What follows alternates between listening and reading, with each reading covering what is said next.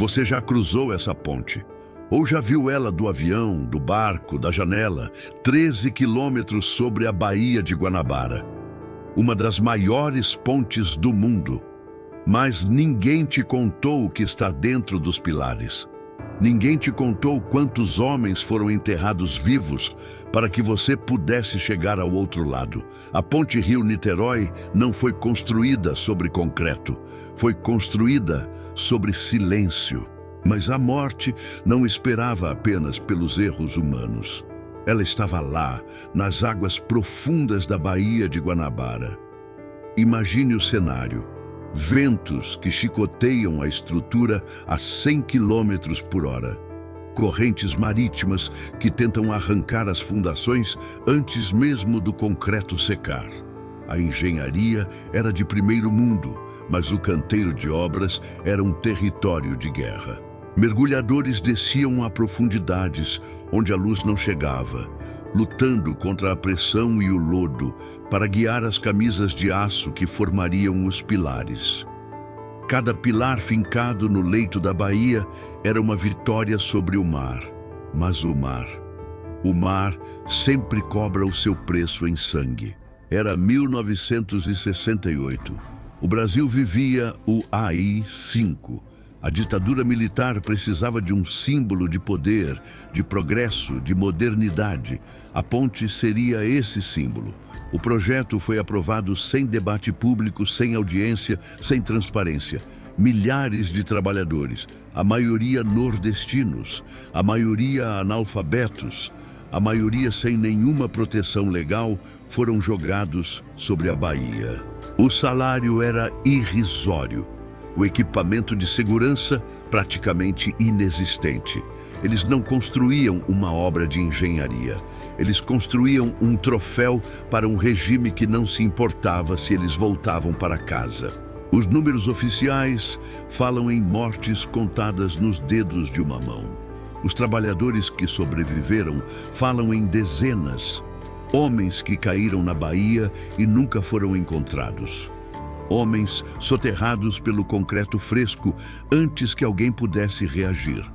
Homens que a ditadura simplesmente não contou, porque contar seria admitir.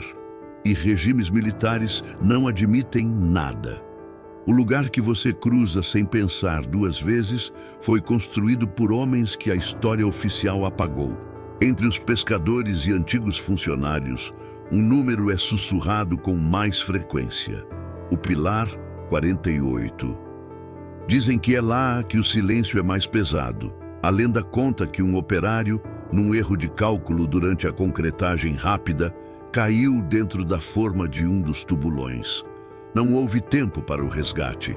Parar a concretagem significaria perder a estrutura, milhões de cruzeiros jogados fora e a fúria dos generais que queriam a ponte pronta a qualquer custo. O concreto continuou subindo, camada após camada, transformando um homem em parte da fundação do Brasil. Até hoje, há quem diga que, no silêncio da madrugada, se você encostar o ouvido na base do pilar, a estrutura parece pulsar, como um coração de pedra que se recusa a parar de bater. Existe uma história que corre entre os mais velhos da Baixada Fluminense, que dentro de alguns pilares, os que foram lançados com urgência no turno da madrugada, ainda estão os corpos, que o concreto foi despejado antes que houvesse tempo de retirar quem havia caído. Ninguém confirma, ninguém nega, a ponte não fala sobre isso, mas também não deixa ninguém esquecer. Desde a inauguração, a ponte Rio-Niterói virou o maior ponto de suicídio do Rio de Janeiro. Centenas de pessoas escolheram aquele trecho de água escura como o último lugar. Durante décadas, não havia barreiras, não havia redes, não havia câmeras. O poder público demorou décadas para reconhecer o problema. A mesma ponte que a ditadura construiu como símbolo de vida, virou símbolo de morte. O lugar fala. Você só precisa parar para ouvir. Ponte Rio-Niterói não é uma estrutura morta. Ela se move, ela respira.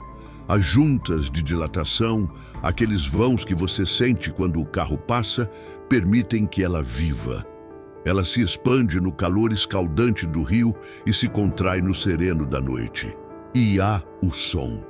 Quando o vento sul sopra forte e atravessa as vigas de aço do vão central, a ponte emite um assobio longo, melancólico. Para os engenheiros, é apenas a aerodinâmica. Para quem conhece as histórias que o governo tentou apagar, é o lamento de quem nunca pôde voltar para casa. Uma sinfonia de ferro e sombras que atravessa os 13 quilômetros de asfalto.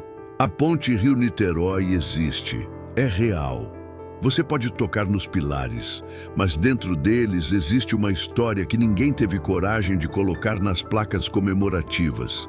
Não há monumento para os trabalhadores que morreram, não há placa com os nomes. Só o concreto e o vento e a Bahia que sabe de tudo. Se inscreva no lugar que fala. O próximo lugar que você vai conhecer também tem uma história que preferiram esquecer.